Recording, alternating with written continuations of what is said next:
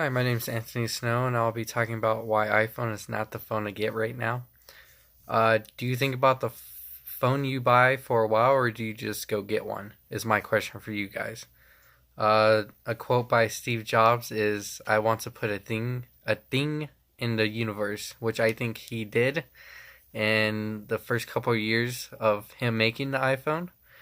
There was a lot of changes, and he opened up a new market in the phone buying scene for people that just wanted a simple layout of a smartphone with not a lot of software included and stuff like that. Um, when you buy an expensive phone, what do you look for, or do you just follow in like your friends or family's footsteps when they get a phone? So you guys have matching phones and it's easier to talk and text. I have studied phones for years now since I was in high school, and have I have had almost every carrier, and I think Sprint was the worst for me. I didn't get that much cellular data from them.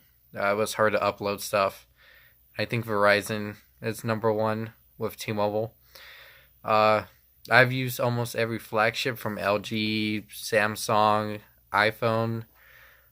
So I've definitely tried all the competition out to see which one was better, or at least worth the money you pay for these phones. I will be talking about how many people view the iPhone, the differences on the iPhone compared to a Galaxy phone, and if you're getting what your money's worth. So I'll begin with how the iPhone is favored between a lot of people. And the first thing I would say is the layout of it, how simple it is to use. All you have is a row of icons, and you have your apps right there in the beginning. And there's not like a lot of software that like blocks it or a lot of features, and you can just go straight into text messaging, whatever you really want.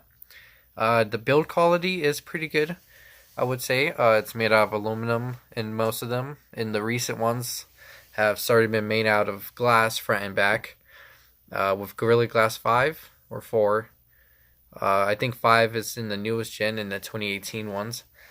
I would say iMessage would be one of the reasons why people like iPhone, because it's easy to use. You can see when people read your text, you can make your own emojis, or you have a lot of emojis. And the camera, people love the camera on the iPhone. It's opens up right away and it's simple to use.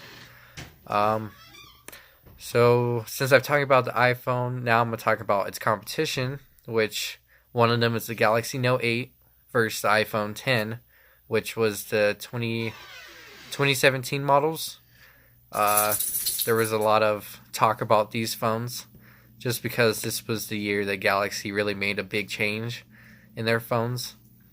The features of the Note 8 was the IP68 waterproof compared to the IP67 in the iPhone 10, which basically means the higher you are up, the better it is. So I think IP68 could be left in water for like 30 minutes, up to like 6 feet, I believe, and the iPhone 10 could only last shorter than that. Um, the Note 8 has over 500 pixels per inch, which is a 2K display screen.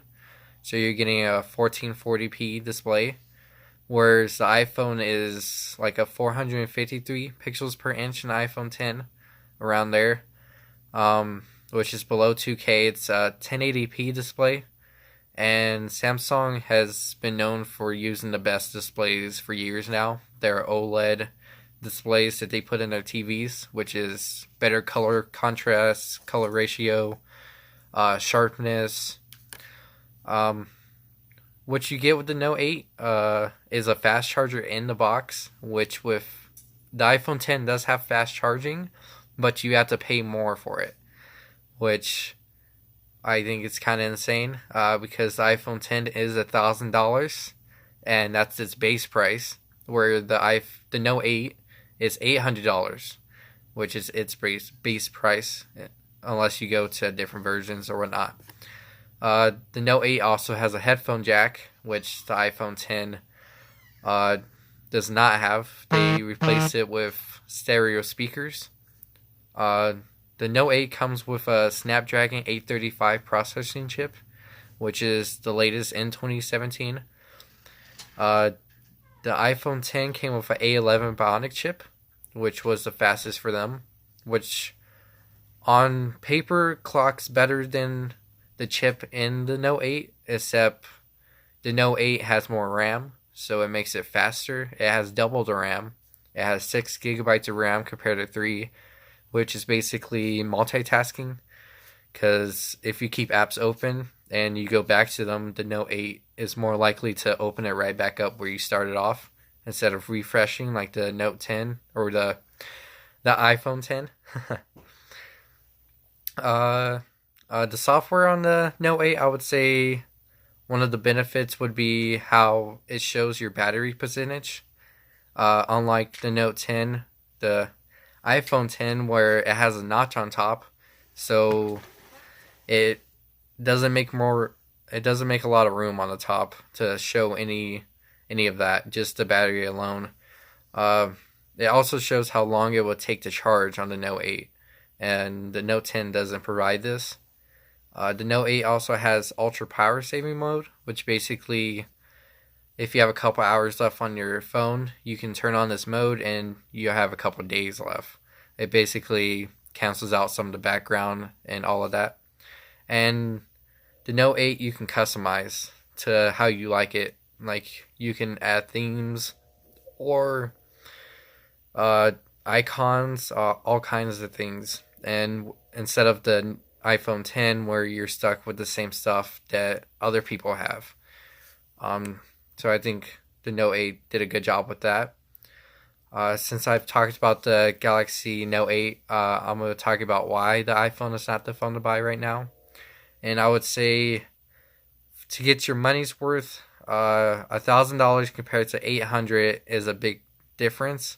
I would say $200, depending. That's just on the base models themselves. I would say the Note 8 has more features. The iPhone 10 is a lot easier to drop, just because it's the shape and its size. The Note 8 has a lot of curves to help it better for hand holding.